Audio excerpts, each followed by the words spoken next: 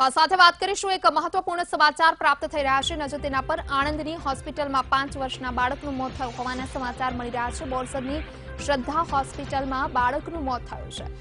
તબીબની બાદરકારીથી મોત થયાનો પરિવારજનોએ આક્ષેપ લગાવ્યો છે આણંદથી સમાચાર પ્રાપ્ત થઈ રહ્યા છે શ્રદ્ધા હોસ્પિટલમાં 5 વર્ષના બાળકનું મોત થયું છે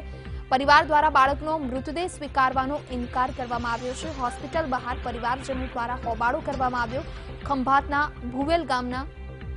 બાળકનું શ્રદ્ધા હોસ્પિટલમાં મોત થયું છે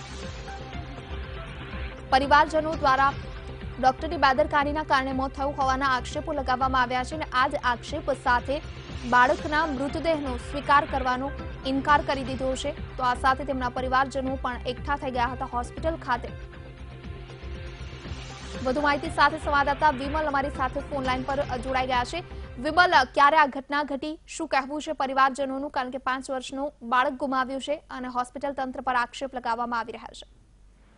ચોક્કસ જણાવીશ બોરસદ શ્રદ્ધા હોસ્પિટલની ઘટના છે બોરસદ શ્રદ્ધા હોસ્પિટલમાં ગઈકાલે ખંભાતથી એક બાળકનું ઓપરેશન કરવા માટે લાવવામાં આવ્યું હતું તે દરમિયાન જે એનએસસી અને સીસી સૂંઘવામાં આવે છે એનએસસી અને સીસીનો ભારે ડોઝ થઈ જતા તે બાળકનું ઓપરેશન થયા બાદ પણ બાળક 18 કલાક સુધી ભાનમાં ન આવતા બાળકનું મૃત્યુ થયું હતું જોકે હોસ્પિટલ સંસ્થા દ્વારા જ પોલીસને જાણ કરવામાં આવી હતી અને પરિવારજનોને જાણ કરવામાં આવી હતી કે આ રીતનું તમારા બાળકનું મૃત્યુ થયું છે અને મૃતકની લાશ જોકે મૃતકની લાશ પરિવારજનોએ લેવા માટે ઇનકાર કરી દીધો હતો અને હોસ્પિટલની બહાર હોબાળો કર્યો હતો મૃતકની લાશ લેવા